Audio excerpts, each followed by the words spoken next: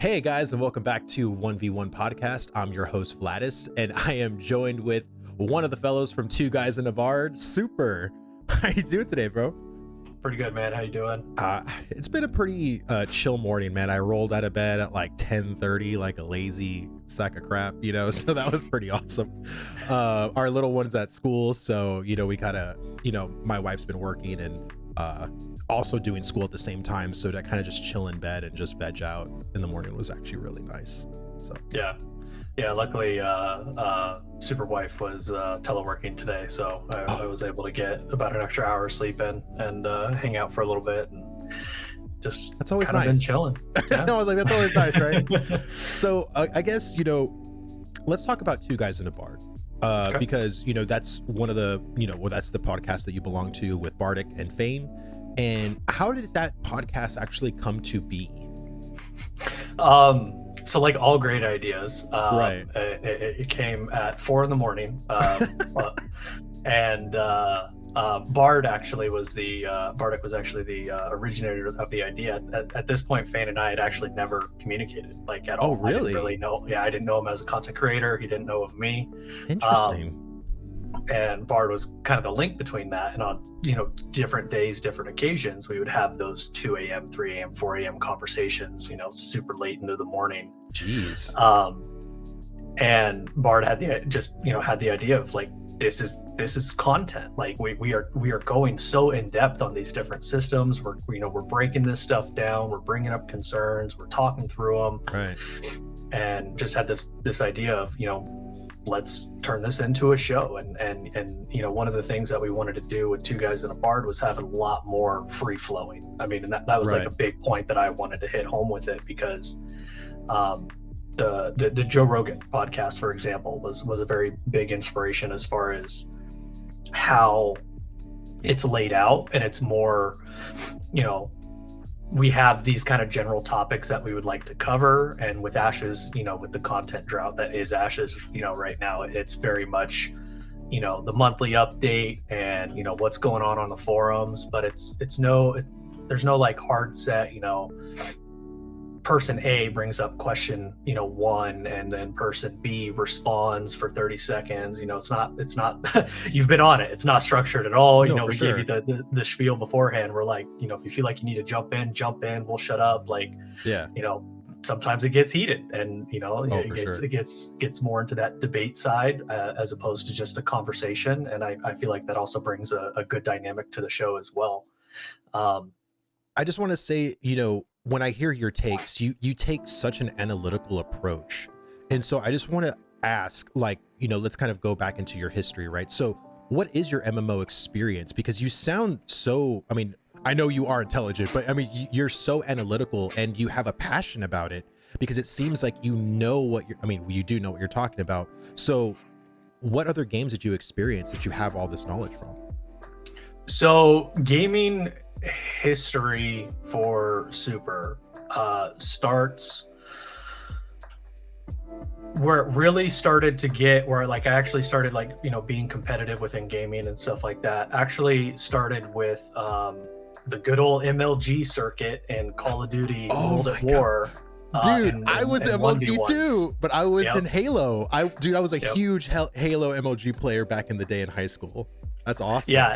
Yeah, so I never got as into the Halo stuff. That was kind of like the LAN party, back in the day when you had your 2-liter of Livewire with your friends, and right. That was my Halo experience. But as far as if I'm at home, it's just me. I had the 150 foot Ethernet cable running from my Xbox to the PC to be able to play on Xbox Live, and run into the computer real fast and signing up for the next match, and then running back and accepting the friend request, and then running back and authenticating the friend request. Yeah, that's crazy. But so that's when I kind of really started. Shooters I kind of naturally picked up on. Of course, nowhere to the level of Shroud. I'm not. For sure. But I was top 100 MLG solos for World at War. And nice. I was basically a Call of Duty shooter, fanboy for all of it. And then I was getting while I was in the military, this I've always been a huge Star Wars fan. You can see by some of the Star Wars stuff behind me. You think I'm more of a Pokemon fan. I'm actually more of a Star Wars fan. But hence our conversation yesterday. Yep. But then I heard about this new. I loved KOTOR, Knights of the Old Republic. Right. Like, so excited for the remake, regardless of whatever but anybody else is saying about it. For political or what worries about it or whatever. I'm just excited to to play it again and to have it updated. So I loved KOTOR, probably still my most favorite game of all time. Probably played it 20, 30 different ways. Jedi, guns, gunslinger, every different outcome I possibly could to try to get every Indian I possibly could. Absolutely loved it. Yeah. And so then when I heard that SWTOR was going to be a thing, I actually heard about it through one of my coworkers at work, and they were hyped about it. I was like, it's Star Wars. I've never played an MMORPG before. I had dabbled in RPGs and stuff like that, but was primarily a shooter gamer. And I was like, but this is Star Wars. Like, I have to try it. Like, I did Force Unleashed, basically anything with the Star Wars tag on it. Jedi Knight Academy, I did all of it. Republic Commando was great as well. And so, building up the hype and whatnot for that and getting into that. And to me, I was because I was coming from a background where I felt like I did very well in. I mean, I was able to carry games, was search and destroy and, and just be able to own an entire lobby. Not trying to, pat myself on the back there. Just, I was good. Hey, I'll do it for you, bro. I'll do it for you. And so I had that competitive nature, and I've always had that in every aspect of my life, both gaming and IRL. And so then having that mindset and going into a completely different style of game that I never played before, here I am thinking of, King Dingaling, and I'm actually just, dog at the game. Like I don't even know how bad I am because I don't even know how to play that type of game. Right. So I played for about a year, a little bit less than, and the group of guys that I worked with, we developed a guild, ended up fizzling out. We were actually the Sesame Street guild, and we were all Sesame Street characters, and our GM was Jim Henson. Oh my God. Oh, jeez. And guess what character I was? Oh my God. So you're talking like Muppet? Sesame Street. Okay, so I would say, oh my God, I don't know. What color is my beard? Orange? Red? Red. Okay. Elmo. I was Elmo. You were Elmo? Oh my God, that was not my guess. I was like, I don't know what I could say. Yeah, started off as a Sith Sork Inquisitor, and so now we're talking about SWTOR. We're talking about the MMO. Yeah. So that was like my first step into MMORPGs. So you already were experienced with the organizational, like, calling stuff out, this and that, positionals, where people are at, from like the Call of Duty standpoint, right? Very different, but some relevance and transferring that skill over, because there's obviously there's a very big difference between calling out gas station, south gas station, or 2 gas station, 1 high tower, or something like that, as opposed to a raid setting where you're not only having to potentially communicate where you are, but then also the members on your team, and then also the mechanics that are happening, phases as they're transitioning, especially in SWTOR where you didn't have the add-ons to essentially do that for you. And so it was very different. And I actually didn't, within that first year, I didn't really experience a lot of that, because we were a very loose group. Like, it wasn't anything hardcore at all. But then as that guild kind of fizzled out and the guys moved on to different games and whatnot, I was in it. I loved it. My first dip in MMORPG, and I fell in love with it, overnight, essentially. And the fact that it was Star Wars helped, of course. But So then going through that, basically started playing solo and came across this group that was doing a pug run, and they said, hey, you don't seem to be completely terrible. um, is what I assume was going through their mind, because looking Right. back, I was absolutely terrible. I think we all were at the beginning. I mean, it's just how it is. Yeah, You learn. it's a lot. I mean, It's a lot. it's so much. I mean, it comes up frequently, right? As far as Mhm. how do we make sure that the barrier for entry isn't so high that it scares a lot of casual players off. And I think that's why I can kind of Right. speak to that point, because I've gone through that more recently than a lot of MMORPG gamers. They went through that in their early teens. I mean, I was in my 20s when I went, so it's still Right. pretty fresh in my mind. But going through that, and then one of the best DPS of my class on the server, or the best on the server, and then top 5 within the world, was in that guild. And I kind Oh of started Jesus.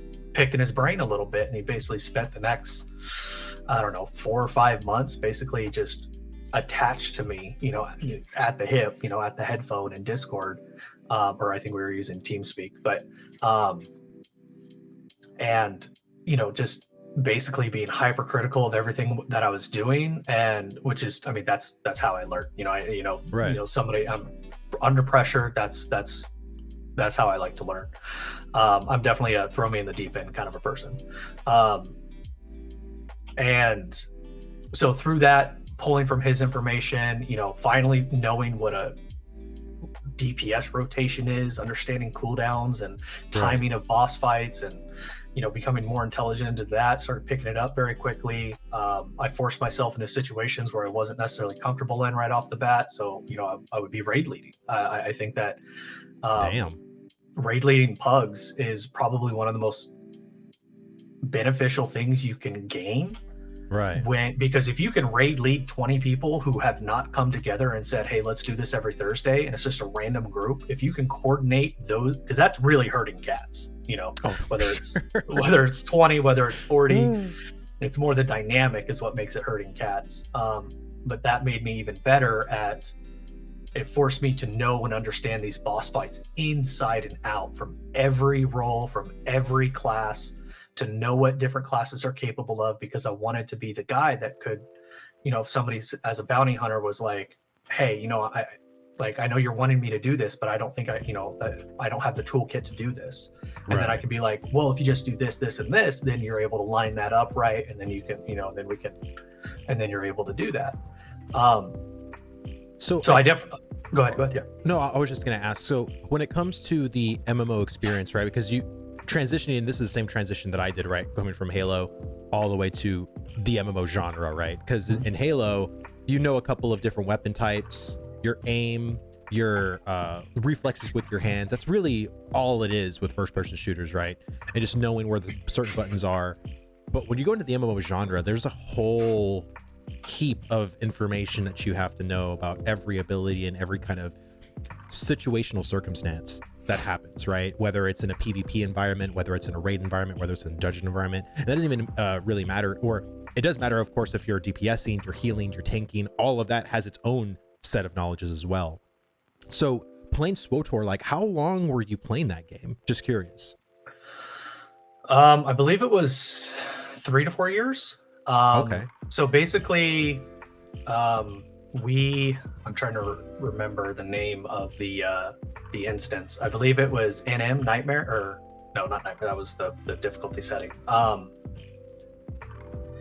think it was Dread Palace. It was DP. I remember DP. Haha. And then I forget the name of the other one, but I believe, which was essentially the last raid when they were releasing new raids. So this was before they scaled up the old raids. But basically, we had played for an additional year after DP came out. And then they finally came out with the news saying that they no longer have their raid development team. There will be no more new raids introduced into Star Wars: The Old Republic. And so at that point, we were all like, yo, come on. Like, you couldn't have told this like 6 months ago, or like, right. you know, and you having been somebody who played SWTOR, like when I hear people complaining about content droughts and WoW, I just laugh. I'm like, Oh, I know. You guys are like, oh, it's been 3 months, we need more content. Shut up. Wait 2 years, damn it. Because like, Yeah, I mean, exactly. Zillan always told me that. Like, he was always like, dude, like we literally waited almost 2 years before we even got a new raid. And Yep. you know, that's why a lot of people, there was like a, you know, an exodus that started to happen because, you know, again, like there's other games that have raiding. So did you stay for that 2 year gap, or did you move on to another MMO? I think at the time, I can't remember if Overwatch was out, but basically whenever Overwatch came out, that's, I mean, it still is to this day, is kind of my in-between game. Okay. Overwatch and Diablo seasons are kind of what I play on the in-between. Right. I mean, the PTR for the new season actually is supposed to start later today, so I'm excited for that. I always love the start of the season. I usually go hard for like a week or two, and then I'm like, all right, I'm done. Right. You're talking about Diablo, right? The new season for Diablo. Okay, great. So if Overwatch was out at the time, which I would have to check dates, I would assume I probably played that. I'd kind of left the Call of Duty scene at that point. Right. But I didn't really delve into too many other MMORPGs until I was done with SWTOR, and then I transitioned into WoW, which that timeline was the end of Warlords of Draenor. So I think it was about a... Yeah. Was it? Well, you came in at the perfect time then, because I mean, Warlords of Draenor I thought was great in the beginning, had a shitty ass ending. So if you came in at the very tail end of Warlords, you were going into Legion, which Legion was, I wouldn't say the best expansion, but it definitely was a lot better than a lot of the other expansions that we had. So I absolutely loved the Legion expansion. I know a lot of people didn't like how they did legendaries, or that was a misstep. I agree. It definitely could have been implemented better. Right. And I think that the adjustments that they made later on were better. But then I think they kind of adjusted too far. Like what's hard about legendaries for me is if it feels like it's needed to play your class, then I feel like it's almost not even a legendary at that point. It's just a more sought after epic. And like I want a legendary to be like one in a server kind of a thing. Like I want that dude to pull out that legendary sword, and you're just like, that is awesome. Right. And you know, maybe that dude has a new rotation that he's able to do because of that weapon. I'm fine with it having a heavy impact. Right. But if it's expected for everybody to get that same legendary, then at that point the legendary-esque, you know, essence of it kind of is no longer there, regardless of what color or name the item is. Well, and you know, the way they handled legendaries in World of Warcraft a little bit back in the day, you think of like Dragon Soul, whenever this was in Cataclysm, whenever the rogue daggers were the legendary, and only rogues could get that legendary. No other class could get that legendary. I thought that was fine, and they did that multiple times. There was like the dragon staff that mages, druids, like caster priests, class, maybe priest, warlocks could get, you know, but no other classes could use them. Like a paladin couldn't use it or whatever.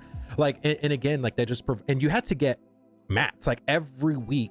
You would have to go in and create this massive legendary weapon, and I always felt that felt good. It felt unique. It felt like not everyone deserves a participation trophy, and that's what WoW ended up going with in its ultimate direction for legendaries. Is legendaries became the new epic.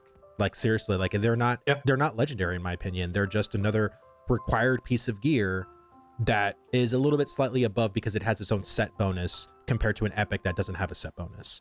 But yeah, well, and like in Legion, I rolled Demon Hunter, like a lot of people did. Right. And I mean, and I've stuck with that throughout any of the later on expansions. I love Demon Hunter tanking. I love Demon Hunter DPSing. It's like this, anything that has a lot of utility to it. So like they're not only are they good at what they do, like Demon Hunter DPS is a good melee DPS, right? But because of the mobility and the utility, and you know, being able to, you know, take an ability that essentially negates all damage for the next 4 seconds or something like that, like you can actually help take care of some ranged abilities, and you know, I feel like the more utility a class has, the more I'm drawn to it, because it allows me to make really big plays Right. that even if they're not noticed, I know. Like there's been a couple of times throughout, Mythic raiding and getting a boss down where I've done something that maybe somebody else sees, maybe they don't, and I pull something out of my ass to make something happen, and then we get the boss down and feel it's just that ego stroke is just so high at that point. It's like, yeah, Right. we did that because of me. So wait a minute. So just to kind of get a little bit more in depth for your WoW career, so you went into World of Warcraft and you were raiding Mythic. You were raiding the highest difficulty. So I transitioned into World of War. So I guess finish out the SWTOR. Like I said, I had that mentor, essentially my gaming mentor who trained me up, and then basically him and I were constantly battling back and forth for the top spot on DPS. This is about a year later at this point. Right. And he would get a new piece of gear and he would take the spot. I would get a piece of gear. I would take the spot. So we were basically playing to perfection of the classes. And just numbers, like the static, gear numbers was the only thing differentiating between us. Through that, then I progressed, through the ranks within that guild as far as positions within raid rosters, and was eventually able to get up to the highest level. And actually, they had a little bit of a good old boys club going on with their primary raid team that I know myself and a lot of other people who were better were very frustrated by that because we couldn't get a slot on that team. And so I finally said, screw it. And I said, hey, I'm going to create my own raid. You guys could be alpha, we'll be omega, or you guys can be, alpha, beta. Like, I don't care what we call us because we're going to beat you. And we did. Oh, wow. And so I raid led that, coordinated all of that. And so coming from SWTOR, I was raiding server first progression level at the nightmare level. Then going into WoW, the people that transitioned from SWTOR into WoW with that original guild I was in weren't even like the best that transitioned over. Right. So we basically started off struggling through heroic stuff, which was quite frustrating for me because I was like, this is not hard. Like the game literally tells you everything you need to know with these add-ons. Like this is not difficult at all. Which I think is still the case with a lot of, WoW mechanics. 9 times out of 10, it comes down, do you have the gear to kill it?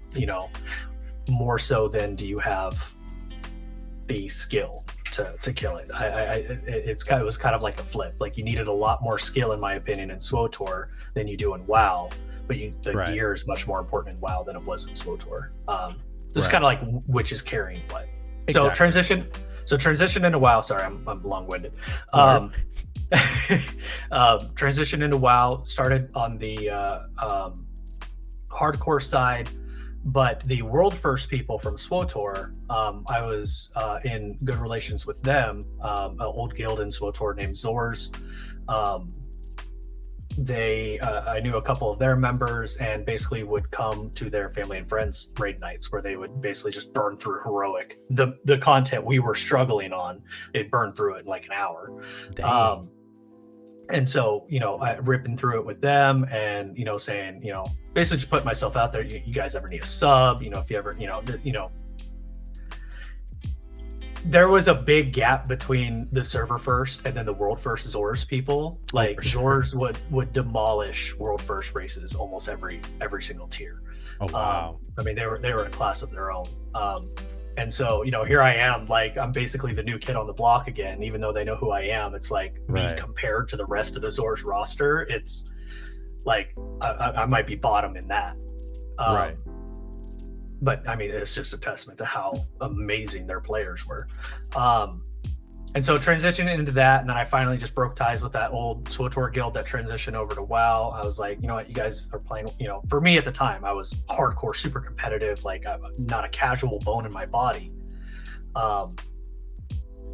And then through various, starting a guild, and I mean, that's a whole nother, I mean, there's the mental transition of who I was 10 years ago in gaming to who I am now. I mean, I mentioned it on the show sometimes where it's like, I know a lot of times I have kind of like the elitist a-hole approach to it, but like if even just comparing myself now to like a decade ago, I'm like, Right. I am much more tame now. Like, Yeah, no, I totally get you, because I was sort of, I took my raid role very seriously, and I think a lot of people knew that, I want to take raiding seriously. I want to make sure that we're downing bosses, but I had that kind of personality. If I was playing a warlock, I had another warlock in my raid team.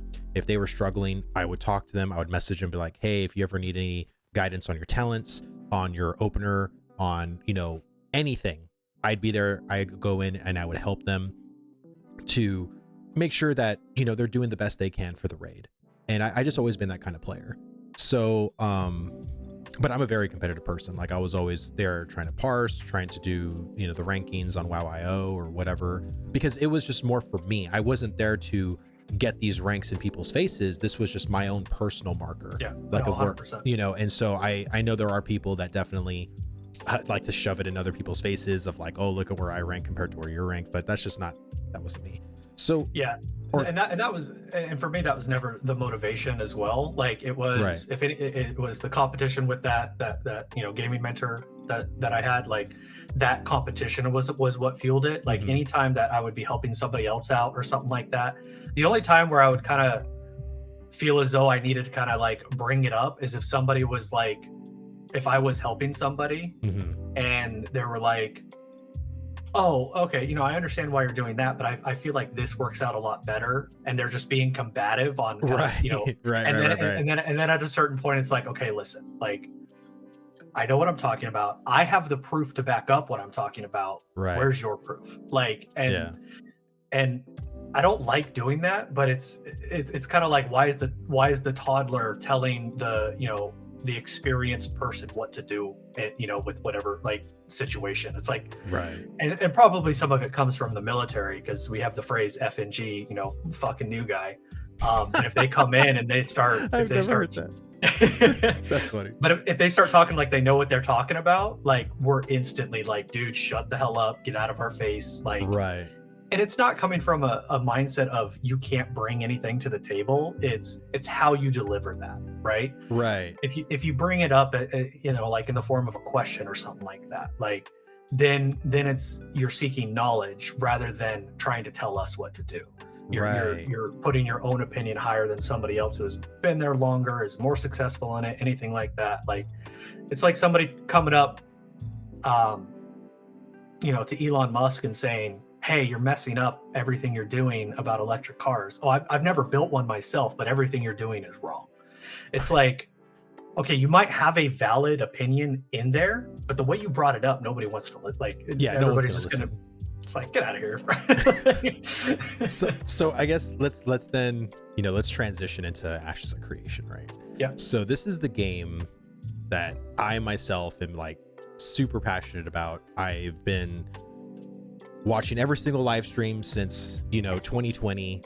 Even in 2021, when I quit World of Warcraft, I went back and I watched every live stream from the most recent one. I think it was September 2021, all the way backwards to like June of 2017, like, or something. Like, I went all the way back.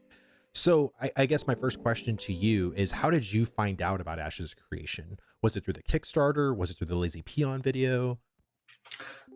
So I first heard about Ashes of Creation a little bit after I had gotten out of the military, which was 2016. Not that that's when I heard about it, but I got out of the military in 2016, Gotcha. and had a military acquaintance. I won't go as far as friend, of mine that was a manager at a local GameStop, and I was just kind of like, I'm not. My wife is also in the military, and so we were both stationed in the same place. I wasn't looking to start a career there. I was like, I'll go. I know the people who work there. I'll go work there for a little bit. But one of the guys came in, and he said, John, my actual first name. It's not Sooper, surprisingly enough. I came in and said, John, have you heard about this Kickstarter game, Ashes of Creation? I think at the time it was, the Kickstarter had just ended. And he had told me about it. I went home, I looked into it. He gave me the spiel that, most people gave at the time. It's you know, the story of, you know, oh, you might be mining too deep in a mountain and then a dragon spawns, you know, that really old video that Steven did that was attached to the Kickstarter. And I was like, this all sounds awesome. So looked into it a little bit and had missed the Kickstarter. Wasn't completely sold right off the bat. I mean, it was still very early, right? Like, so, and this is also, oh, I'm sorry. This is also the same time period of Chronicles of Valeria. And that's where the correlation for a lot of people are like, Chronicles of Valeria is like, not, it's fake news or whatever. And and so a lot of people just thought Ashes was going to be the same kind of downfall, which did not happen. Yeah. Well, Apocalypse didn't help with that mindset. But yeah, I know. 2019, man, Jesus Christ. But so I missed the bigger packages within Summer Backer. So I got in. I think when I first bought in, we had access to beta 2 or something like that because they had limited packages. It wasn't, you know, anyone and everyone kind of a thing could get whatever level they want. But then packs, their very first packs, where they had that kind of little playthrough dungeon that they had way back when. I mean, granted, the game looks completely different than it was then. Right. But then they had their upgrade packages. So if you had a previous pack, you could then, it was exclusive to people who had already purchased a pack. Right. You then could upgrade through the pack's exclusive upgrade to Alpha 1, Alpha 2, all that stuff. So at that point, we opted to get up to Alpha 1 status for one of our packages, because Super Wife has one as well. Nice. So timeline wise, I guess I technically heard about it in Kickstarter, and that's when I first started looking into it. Right. But I didn't, I guess you could say, put my money where my mouth is until PAX, really. Mm-hmm. I think the original package was like $50 or $70 or something like that. So, you know, I was basically paying the box price of a game at that point. Right. And then it was like $425 for the for the Alpha package. So, which I think is a little bit cheaper than what the Alpha 1 package was when they went on sale after Lazy Peon. And then we got a lot more, I mean, embers and game time and stuff like that. So we definitely got more out of it money wise. Right. But yeah, so that's, you know, I've been following Ashes. I maybe took a break for about a year there where I just did not like look at anything Ashes. But I've basically been diehard bleed through, you know, waiting for Ashes since 2018, probably more realistically. So I always ask this question kind of at the end, but I feel with you, I want to ask it at the beginning. What do you feel are your biggest concerns and worries for Intrepid? Like, I know right now we're heading into Alpha 2, like, you know, and I know once Alpha 2, I think a lot of worries and concerns are going to be quelched or to be kind of ignited because they're like, oh my God, like this, we waited all this for this system to be like this, or, you know, whatever. But just in your opinion, like, what are your biggest worries and concerns for Ashes of Creation? In simple words, direction and content creep. Okay. Expanding on that, when I say direction, and this is something that I actually recognized, I knew that there was something around the artwork that I didn't necessarily know in relation to like these monthly packs that come out, that I didn't really key in on until last night on the podcast. Was actually kind of my light bulb moment of what it might be. Mm-hmm. I feel like there's a little bit of from a personal side, I don't know if I can recognize a clear art direction for the game as much as I used to maybe 2 years ago. Okay. And by that, I mean, I feel like, because there's kind of different levels of fantasy, right? Like you have right. like Guild Wars type fantasy and Skyrim. And I felt as though the game was a little bit more on the Skyrim side of fantasy, a little bit more toned down, more of a medieval feel necessarily than a fantasy. Like it's like a difference of fantasy sprinkled with medieval or medieval sprinkled with fantasy. You know, which one is the prevailing factor? Right. Which was more dominant? And it's like 80-20 split. Correct. Right. And I feel like with these monthly packs, I've been seeing a little bit more of a shift towards a lot more of a fantastical, I guess you could say, approach to the art style of the game. And there's a concern for me that there's going to be a little bit of a disconnect between the world that they've created and the art style that they're then choosing to put over that. Because I think when it comes to art within a game, I see it in layers. You have the world, Right.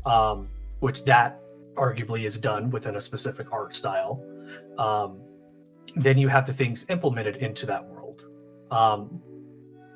To be clear, I count trees and non-player housing and stuff like that as still part of the world.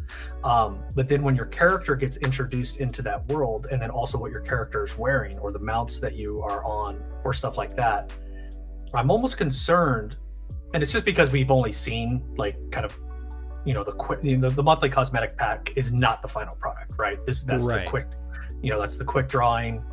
That's the concept. Yep. Yeah. So it could be completely, the concern could be completely squashed, come Right. beta or something like that. I don't know if it would necessarily be that in Alpha 2. Can I just say something real quick? Yeah. Just because, I've heard people say this cartoony vibe, right? Comparatively to the more realism that we've been getting, right? Like they just posted on Twitter today the Kalar female model, which looks beautiful. Like, I love the way it looks. But I guess to me, I'm starting to get a little bit more savvy with like Blender, with the more the development side of creating characters.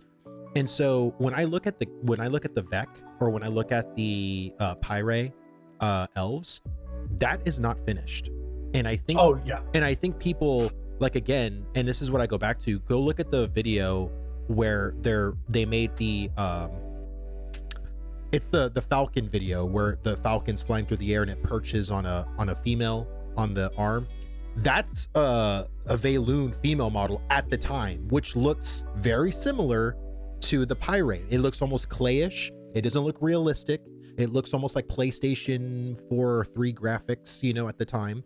But again, with Unreal Engine 5 and the new realistic skin textures that they've created, imagine the Vec with the same skin texture as like the lizard mount, or the same skin, or the Pyre as like with like the natural skin, or the updated skin texture with like bark features, and I think once we see that, I think people will feel more at ease, because they're like, why are they going in a cartoony direction? It's like, it only looks cartoony because, one, it isn't realistic to see an elf with bark, for an antler, right? That, so in our minds, the what is it, that the uncanny valley, when we look at a realistic Kalar female, right, it looks as very realistic. Same thing with the new updated junior dwarf models, which look amazing, mind you.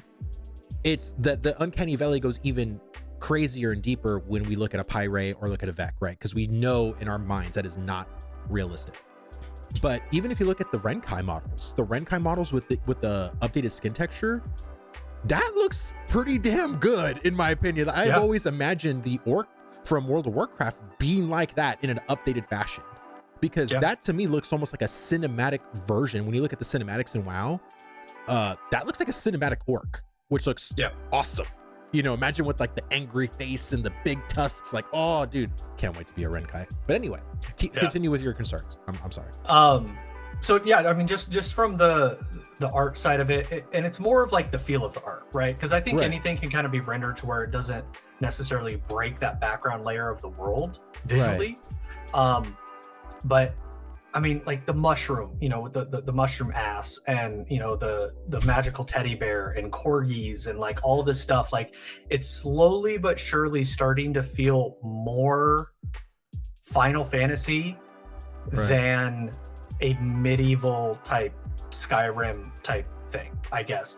And to be clear, in that distinction of stylized, cartoony, stylized versus realistic, I actually think MMORPGs should lean towards stylized than realistic, because it gives them a lot more freedom to do some of this more off-the-wall stuff without it having really break. I think that's something that WoW, people could argue that WoW has needed an engine update for like the last 15 years, which I think is fair. But I think the style that they've decided to do the game in and continue with that, I think that that's actually been a good choice by them. No, right. But I mean, here's my rebuttal to that, right? Mhm. You think back at the mid 2000s or even the 2010s, the technology when it comes to trying to make a realistic human or even something look realistic was not there. Yeah. I don't know if you can say that anymore. Like, No, to be but, honest, I mean, have you seen the UE5 Matrix, the Matrix thing with Keanu Reeves? Did you see that one? No, I didn't see that one. I was I think Bro. it's on like the UE5 YouTube, but it was a video that they did, and you're literally watching this video thinking that that is an actual human in an actual place in the Right. world, and you're just like this looks more real than real life. Like you look out your window, you look out your window, and you're like, real life doesn't look this real. Like what is going on? But that's what I'm saying. So I guess in my I love the fact they're going with the realistic approach. I really am, because I think if they were to do the kind of Lord of the Rings lands, like the Riverlands, right, that they showed us, and even if it may be fantastical, there's like magical floating bunnies in the air or whatever, right? We don't know the magic that Vera has. Steven's been so tight-lipped on what kind of magic we're going to see. So I'm willing to give the benefit of the doubt and stretch my belief on magic, because in my opinion, magic can be anything, and magic could lead to anything. So I'm not going to just be like, oh, that kind of takes my it takes my emergence out because I see this thing that doesn't look quite right. Well, we don't know what quite right is. We haven't really been in game. We haven't experienced the lore. We don't know how magic in Vera really works. So I'm willing to give it definitely the benefit of the doubt. And I honestly want them to go more. Like I guess when I look at these lands, right, I want to see more of the fantastical. I want to see more of the alien to let me know as a player that I am not just in the Netherlands or Iceland. You know what I'm saying? I want to feel like I'm in a magical land. And I think it makes me very much reminded when I see this black charred steed with flames on its hoof like riding by me. That lets me know I'm in a fantastical, really cool land. Like, and so I know you guys were talking about mounts and which mounts feel unimmersive versus immersive. And to me, I think all the mounts make me feel way immersed into this game, because again, I want to experience the magical portion of it. Yeah. Now, you also mentioned the creep. Now, I want to talk a little bit about that, only because I don't think we've really experienced Steven saying, oh yeah, we're going to add this new system we never promised you before. So I'm really curious to see like where you are when it comes to creep. So for me, it's more of what we have seen, and I've been critical about this in the past on the podcast a couple of different times. Right. Specifically, one of the things that concerns me is we got a really good insight into Steven's mind when it comes to wanting to essentially kind of make sure that everybody maybe isn't necessarily happy, but is appeased. Okay. And I feel like that's a half measure in a system where no measure is good enough. So, you know, you can either do nothing and nobody's happy, or you can do everything and still nobody is happy. And so trying to do a half measure within a system where nobody's happy, guess what? Nobody's going to be happy still. Right. So specifically with the content creator program and the development of the boot camp, I think that is a huge mistake. I think, and specifically why is because the reasoning that Maggie gave us based off of Steven's words to her, that he doesn't want anybody to feel left out. And he wants to give people the opportunity who really want it. But the part that really concerns me is doesn't want people to feel left out. And then my hardcore elitist side comes in and goes, if they're not good enough, they don't deserve to be there, period. And you're talking specifically the content creator program right now, right? Yes. Oh, yes. Now, that's not to say that, you know, maybe they don't do like a every 6 month content creator outreach kind of a thing, where then they have, you know, their current content creators and then whoever their community lead is get on and, you know, basically do this, you know, kind of a, hey, here are things you could do better. But from the individual side, I feel like that's taking up a lot of resource. But again, it's about the mental approach to that is what's concerning. Okay. That I'm partially worried, though Steven has said in the past, you know, not everybody gets a trophy. That's more in reference to kind of like the higher end stuff, and I absolutely agree with that. Like, even if that means that I don't get a trophy in something, you know, I'm not the gamer I once was, so there's probably content that I'm not going to have access to because I'm not gaming with those types of people anymore. Yeah. Or gaming 16 hours a day. Well, arguably that still happens every now and then, but we have our moments. We have our what I do with that time is very different. Very true. Very true. But so there's a little bit of a concern that there's going to be an approach of, you know, I think it's where you baseline at. So I don't want him to come at and go, how do I make everybody happy? And then it like kind of deteriorate or, you know, get better or whatever from there. I would rather him come out and say what is good for Ashes, what is good for Vera, what is good, and then see where that takes you, and then go, okay, how do we then make this more guild inclusive if that's a focus? How do we make this more solo inclusive if that's a focus? Right. And that then leads to content creep, or content scope specifically. I guess, like, how do you, because it's very subjective in what a person believes is good content, right? Absolutely. And I feel, would you rather them limit, like, in saying, we're going to get 20 of the best content creators we feel supports our brand the best? Or would you rather have 568, you know, content creators for Ashes? And this is our content creator program, guys. This is 568 people you can watch that does Ashes of Creation. Like, what would you rather have in that sense? As far as official, like, Intrepid is actively supporting their channel, their stream, their YouTube, you know, whatever it is, whatever medium they are using, the 20 side, absolutely. As far as, I mean, I think like the Twitch drop system is great because you can kind of step into that, like, official content creator type of thing, to where people are being drawn to your stream specifically because you have those drops on. I think that was something that was very well done to help incorporate games into Twitch. But official content creators being supported by Intrepid Studios itself, 20, absolutely. To me, there is not a single benefit to having that many official content creators, because now the pool is diluted and none of them are important. Right. And so I guess for me, right, like I applied, you know, for the content creator program. There's a lot of us, right? So Bardic applied, Fane applied, you know, Zillion applied, you know, and I guess in my opinion, right, does the amount of subs equal the how good your content is? No. Hell no.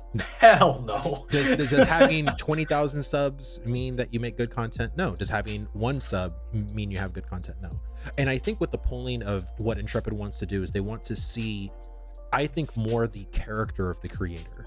Like, how are they character wise? I mean, yes, are they passionate? A lot of people are passionate. But I think what Steven and I think Margaret are probably going to be looking for is genuine. Like, are they genuine? Can they leave constructive feedback in a very non-dickish way, right? Can they actually be adults about it and say, this is what I really love and this is what I'm not so fond of, but say, this is what, not only what I'm not fond of, but I would maybe want to see it go in this direction, or give multiple avenues to say, like, hey, I'm willing to bend in this direction or that direction, but the way it currently is, not my cup of tea.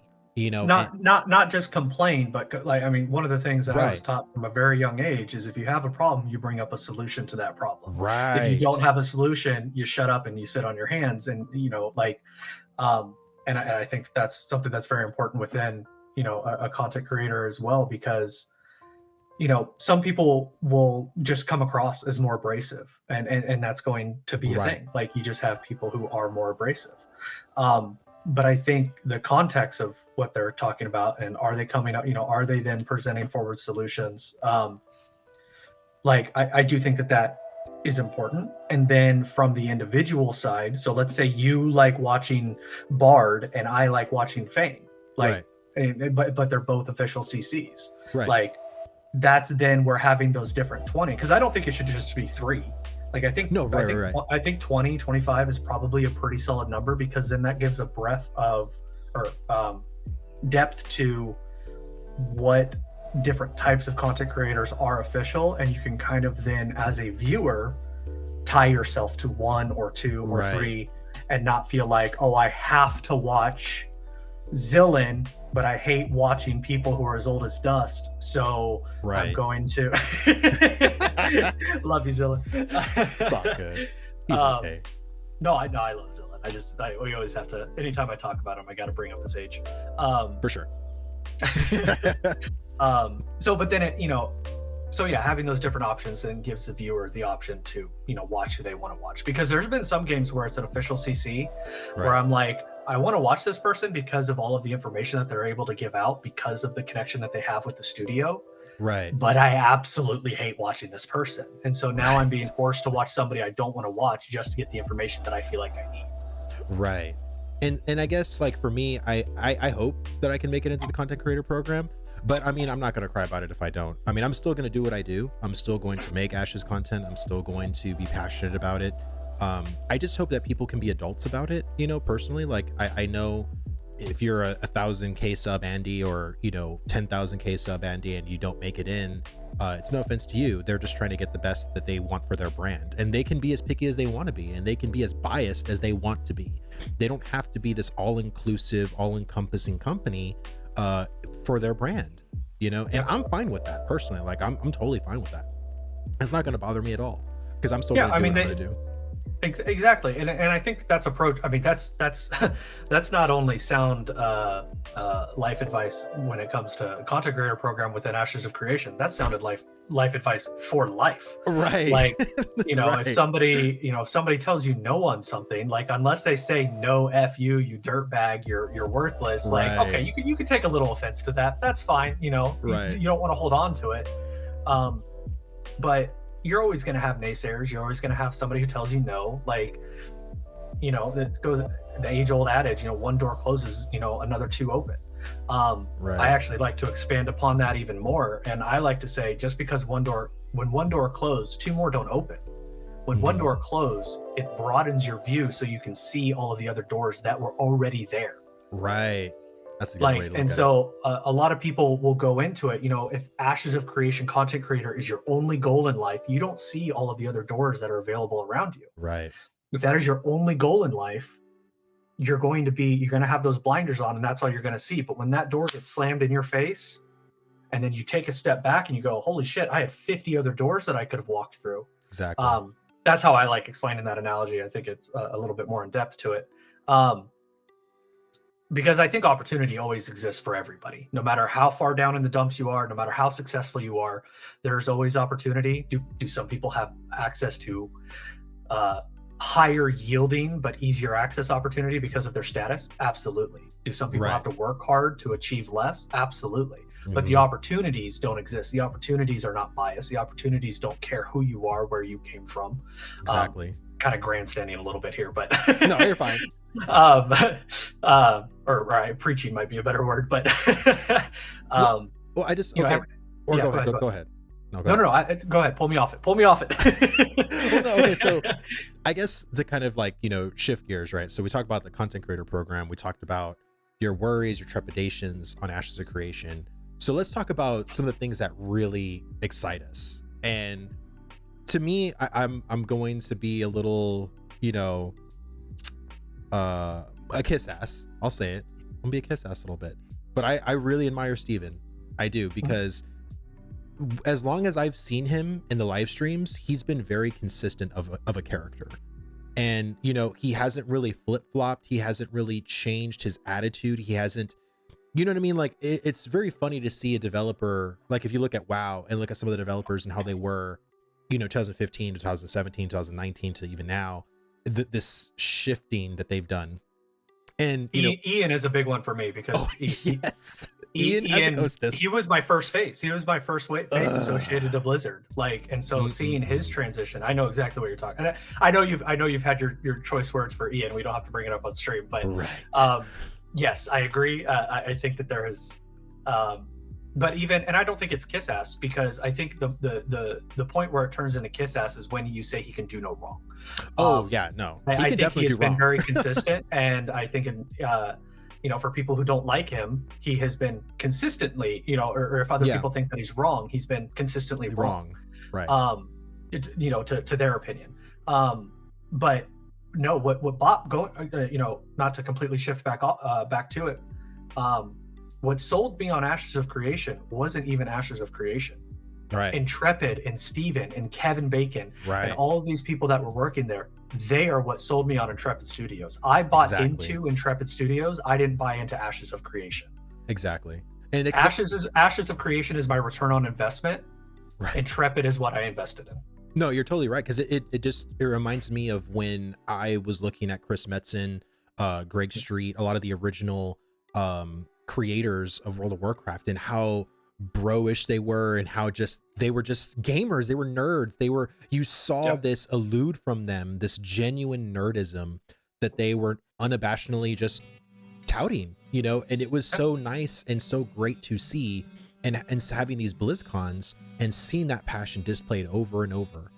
And I look at Steven and I see that same passion and that same enthusiasm and that same gung-ho about doing what he's doing. And I guess the other thing about it too is that what I really, really like personally was that, and I know this is gonna be really weird to say, I like the fact that he was rich before he created Intrepid. Because if he was just a regular person with a regular job and a regular salary that decided to do this, money can change people. I've seen money change people, even going from 50K to 150K a year. I've seen that change people, and so I love the fact that money doesn't really sway him. He was already a millionaire. He was making millions of dollars before Intrepid. Outside of the industry. Yeah, outside of the industry. And that's another huge thing for me, is not only was he rich beforehand, but he didn't make it within gaming, and so he doesn't have any kind of perceived bias of what, besides having been a gamer. Exactly. But that's from the consumer side, right? Like that's, it literally is kind of a Cinderella story in a little bit, not to fantasize it at all, but like literally the nobody within gaming, then now has a ton of money to then create a game for gamers by gamers, kind of a thing. And which I think is great. When you take the meme away from it, it's still a very valid, very, very valid thing. And I think he is a lot more, I think what you're touching on is he's very relatable to a gamer. For sure. You look at him, he talks, and sure, not every gamer, because he is very intelligent. Oh, for sure. I mean, especially when it comes to the marketing side of stuff, like he's a very creative minded person. I mean, I couldn't create the world of Vera if I tried, because my brain just doesn't work that way. And so, he's very intelligent, very creative, and also has a shit ton of money, and also has the aspiration to build a game for gamers by gamers. Honestly, even if that's all you took away from Steven, I don't understand why people overtly hate the guy. Because let's say he fails. Let's say we all got scammed, but it wasn't intentional. Let's just say it failed for whatever reason, it was too niche of a game or whatever, Yeah, the game launches, it's live for 3 years, and it just falls on its face. You can't blame the guy for trying. Oh, no. And even to the point of the scam, and I've said this for years, because I've had people told me AOC's a scam, you should get out of it. I've heard that too. I'm like, listen, if it's a scam, I deserve to be scammed. At this point, yeah, no, I agree. Because I've seen more momentum in the development of this game than a majority of the live games that I've played. Right. So if they're scamming me, I deserve it. No, right. I really do. I don't have a concern of the game launching. I have a concern of how long the game will last. And in my head, is it 3 years? Is it 5 years? Is it 10 years? Whereas with New World, my concern was it a month? Is it 3 months? And I stopped at around 3 months, and a lot of people did. So, so I guess going into Ashes, right? like when do you think Alpha 2 is going to be? I know that's the huge question on everybody's mind is when is Alpha 2? When are we going to get into it? I predict summer personally. I've said that. You can quote me. I've had videos on it. I've had a whole video about Alpha 2. When is it going to be released? Summer. Yep. I've said that. I'm not afraid to say it. I'm not, whatever. So, Super, what is your prediction on when Alpha 2 is going to be? I, like you, am on the earlier side. I know a lot of people have basically said that with the UE5 transition that it basically kicks them back like 6 months or something like that. So now we're looking at 2023 instead of 2022. I am still thinking. I'm trying to remember. I mean, we'd have to go back to the VOD on the show, but we were asked this, and then the UE5 update came out. And then I remember Fane and Bard had pushed theirs back a little bit, and I kind of stayed pretty roughly where I was, because I really feel like even though the transition to UE5 is going to take some time, once they're there, the implementation is going to go a lot faster. Mm-hmm. And even during and we brought up Apocalypse earlier, even during the time of Apocalypse, even during early on, there has been 5-ish years of back-end development happening. And I'm not talking like server backend, I'm talking like artwork being created, systems being iterated upon, all of this stuff. And I think the fact that we are going to see animal husbandry in Alpha 2, what I gathered from how he mentioned it at the start of Alpha 2, I don't know if he was saying it at some point in Alpha 2, because I think why even mention it at that point, because technically everything's going to show up in Alpha 2 at some point, because it just turns into PTR. Well, I believe all the professions are going to be in Alpha 2. I don't think anything's going to be left out as these professions. Eventually, but we don't know what's going to be there at the launch of Alpha 2. Right. Yeah, probably, for sure. But I do think, based on the fact that he has shown it, I think it's safe to say, unless he said otherwise and I don't remember, but I think it's safe to say that animal husbandry will be there day one Alpha 2. Mm-hmm. As far as other systems, we don't have any kind of confirmation on that. But for me, it's definitely, I think I said June or July, I think is roughly where I was sitting somewhere. April is coming to mind as well, but I think it was April, and then the UE5 update, and I only pushed it back like a month or two. I didn't really see it having that big of an impact. Right. Well, it just especially for how Steven was talking about Alpha 2, again, his body language says so much, even with him saying nothing. Why would someone internally knowing, right, if the Alpha 2 was a year away, why he would be so excited to mention Alpha 2? And he mentioned Alpha 2 at least 12 times. And leading up to Alpha 2, the development of Alpha 2, and then just Alpha 2 and Alpha 2 and Alpha 2. And every time they mentioned Alpha 2, he had this just I know. Well, it could just be stressed too. It could just be stressed. No, for sure. I could, he could totally be stressed, and I'm sure that they're working very hard on Alpha 2. But again, if the way I've always seen him, when something is further and he knows it's further along than what people think it is, he's like, guys, you have to understand. And he always says that. Your expectations. He always says that. He's like, guys, you have to understand. And he says this multiple times in multiple things.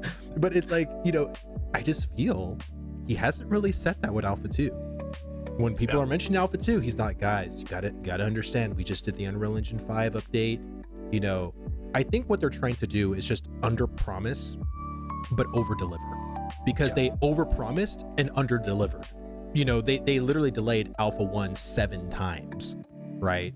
From July of 2020 till when it actually because they were like, oh yeah, it's gonna be probably in November, December of 2020 we're gonna have Alpha 1, and then it got delayed to January, then it got delayed to March, then it got delayed to April, then it got delayed to May, and then it was gonna be in June, but then Classic WoW came out and they said, okay, we'll move it to July. It was crazy how many times they delayed it, and that just infuriated the community, because they're like, we keep getting a promise and you keep breaking it. But then Steven also mentioned during the whole, if you look at 2021 in the January update episodes, he kept on mentioning you can never anticipate unforeseen issues or bugs. I mean, that happens all the time with development. And because we're being open to you guys when we think that we're good to go or whatever, something come up and then that may delay us a couple of weeks or a month from our original timetable. and we're only trying to give you guys like the best experience. We don't want your 3 weeks of testing our game to just be disconnects, falling through the world, just like a really bad presentation, Yeah. Well, even from a testing standpoint, you want to be able to actually test the things that are in the game. Right. Like, and so if you're constantly crashing, you can constantly falling through the world, like you're not really testing anything at that point, except, yep, this issue's still here. Like, yeah, exactly.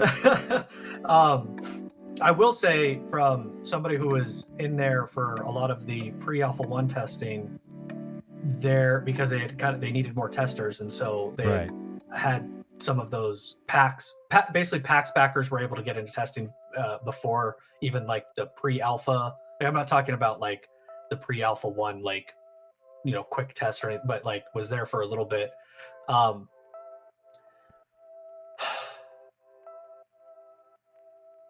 I really hope this doesn't mess with any kind of NDA, because we technically were released from any kind of verbal NDA that existed prior. I have seen.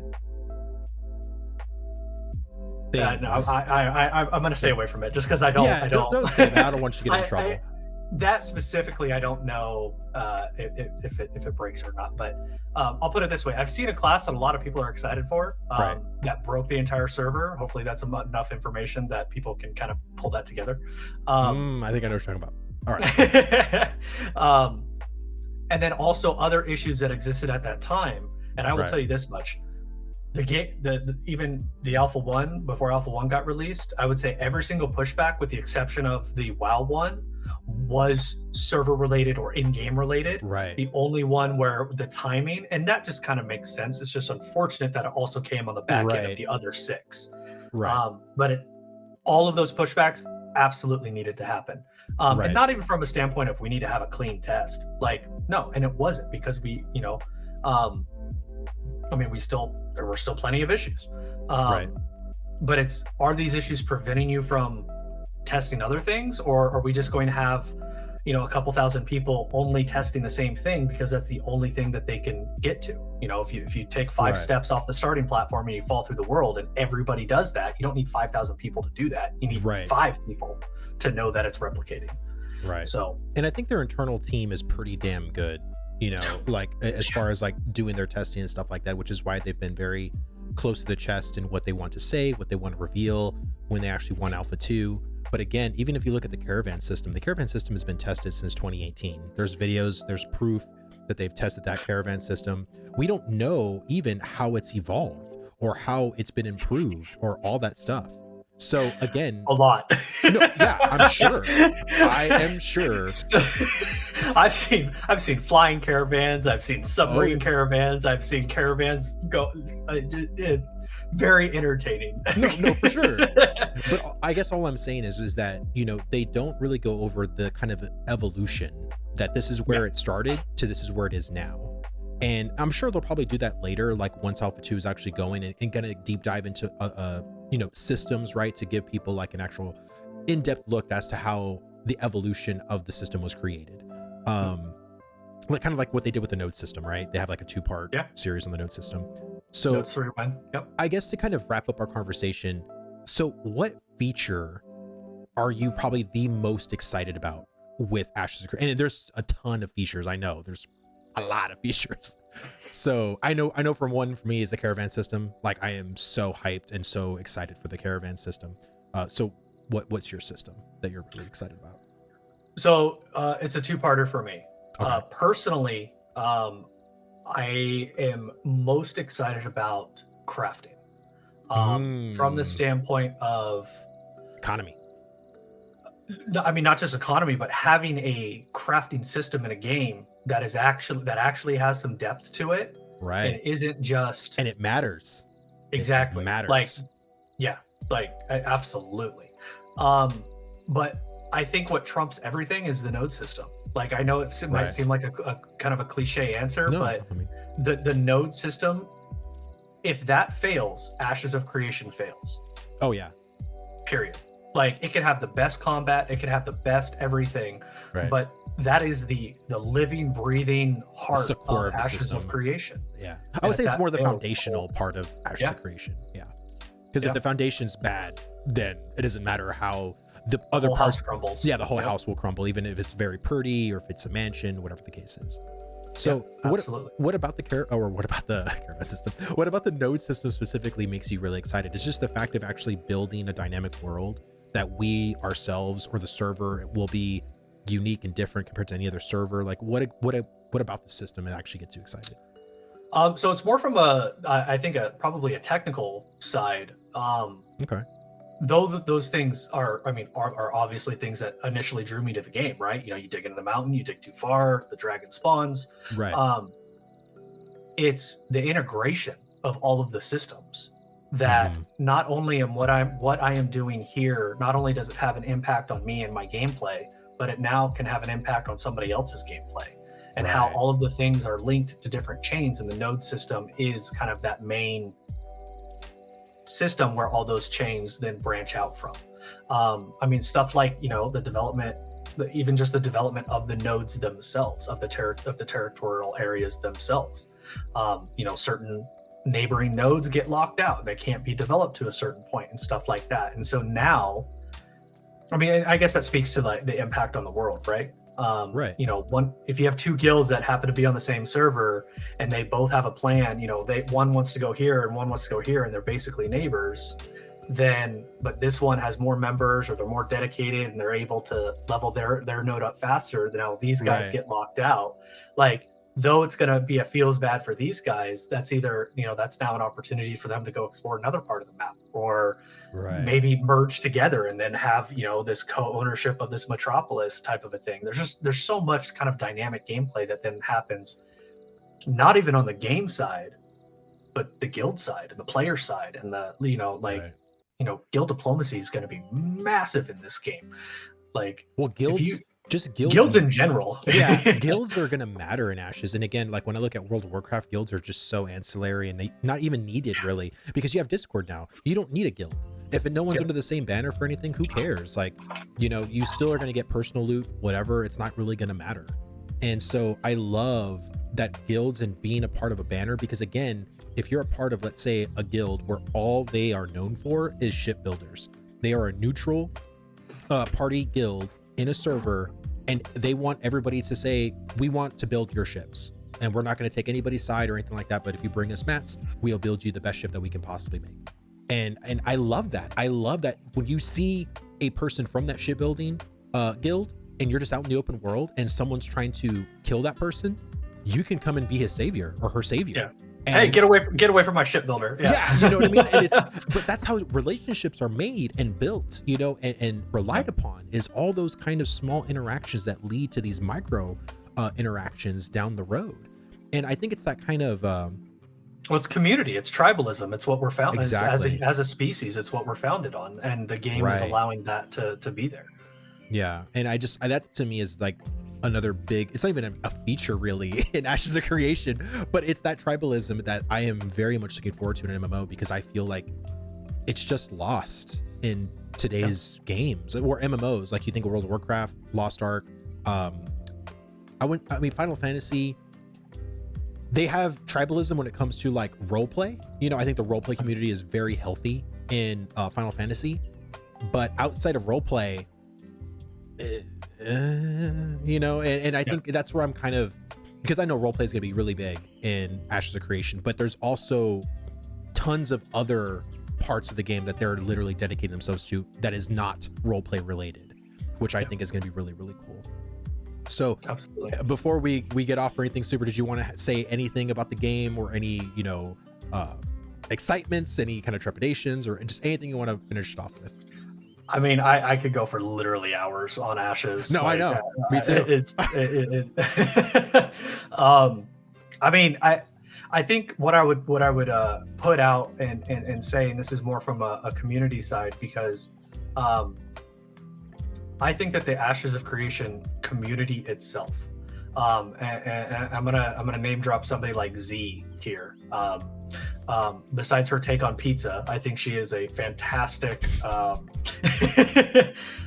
representation of a human being. If one individual person, I think, were to represent the Ashes of Creation community, I think Z is. So anybody who knows Z, like, I mean, it's just, and there, I mean, the shout out towards her isn't like coming from anywhere or anything like that. It's just on overall, the Ashes of Creation community has been absolutely fantastic. And I would like to also point out that within that, because a lot of times the AOC community gets called out for white knighting or, not holding Stephen's feet to the fire or anything like that. And I would say you can go to the forums. First of all, stay away from Reddit. But you can go to the forums and you can see that, especially in these discussions, I'm not going to say that there aren't white knights within the community, because there absolutely are. But I mean, even over on Two Guys in a Bard, like, we'll dig into something if we feel like it needs to be dug into. And though we could see the potential good that could come of something, we're also, very critical about wanting to make sure that, good feedback is being given. I want to play Ashes for the next decade. I truly do. Yeah. And 15-20 years for me, I want this to be my last MMO that I play personally. Yeah, like I want my account on a flash drive buried with me, in the grave. Like, I'll pass down the house, everything else to the kids. But the AOC account, that's going with me. And I think with that, the only way that you get a good game is giving good, honest feedback. And it goes back to what you're saying about being a good content creator and finding a way to deliver that feedback in a constructive way. Don't be turned off because people are excited. If anybody ever sees this is your first time hearing about Ashes of Creation, don't be turned off because it seems like there's a bunch of sycophants or whatever. This is a game that a lot of people have been following for a long time, and we're very excited about it. And I guarantee you, any of the reservations that you have had or currently have about the game, I have gone through it multiple times. And that's not to say that my experience trumps yours. It's just to say that, not only are you alone in your excitement, but you're not alone in your reservations. It's just a lot of us who have been around for a long time, our reservations are being outweighed by our excitement because of what we have seen, not because of some ideal of what Ashes is going to be, but because of what we've actually seen and played. Well, I think the cynicism, for being in the MMO genre for as long as we have, the past 10 years have not been great to us personally. I mean, and I'm just coming from World of Warcraft, and my experience has not been the best. And coming from other games, it's probably worse or just as bad as mine was. And so the cynicism and the wanting everyone to be down in the dumps and to be negative, a lot of players are very, are very used to that. And so whenever you see people that have hope and actually have this excitement about it, they're like, I'm gonna bring you down to my level because I'm not happy and you got to be not happy with me, and And again, even people that follow Star Citizen, I don't know that project. I know it's been around and it's been in development for a long time, but there's still people who are really excited about that game, and why take that away from them? If you don't want to be a part of that, then don't go there. Don't crap on someone else's parade. If it ends up flopping, then it'll flop on its own, but don't contribute. Don't be the freaking Frankenstein mob with pitchforks and torches. For what? Just let them be excited, and I think especially in today's, day and age right now, with just world events happening. I'm not going to mention those world events, but what world events that I'm talking about currently. Let people have their fun. Let people have their hope. You know what I mean? It's like, if you want to be that negative person, then be negative by yourself, So I like that. I like that a lot, Sooper. And honestly, man, I really love your takes on Two Guys Bard. Like I said, you guys have been awesome to me. I feel like I'm the new guy in the group compared to everyone else, with Zillin, with all you guys and just the other content creators I've met.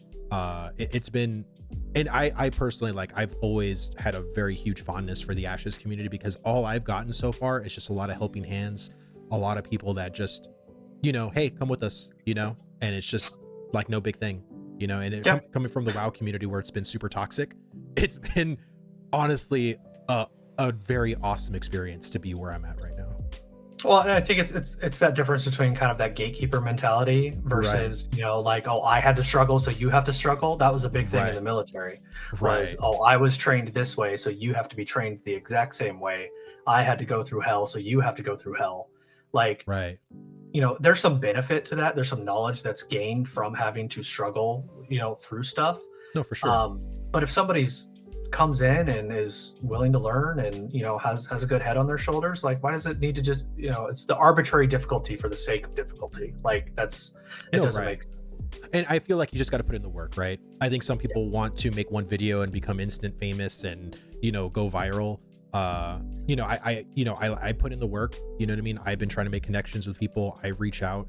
So I'm just going to continue to do that. And Sooper, thank you so much for just having this chat with me. Like I said, I've always loved your takes, and I always love watching two guys in a bar with you guys. And as much as it gets super heated sometimes, I find it to be very, very enjoyable from a viewer standpoint. So yeah, congrats. No, I appreciate that. And like we said at the end of the episode that you were on, Right. Anytime you want to come back, all for it, man. I appreciate you having me on here. I love talking Ashes. So awesome. Thank you. Well, guys, thank you guys so much for watching this episode. If you liked this conversation between myself and Sooper, hit that like button. If you want to follow more Ashes of Creation content, I make a weekly content every Monday regarding Ashes of Creation. I have my 1v1s every Wednesday. So thank you guys so much for watching, and I will see you guys on the next one.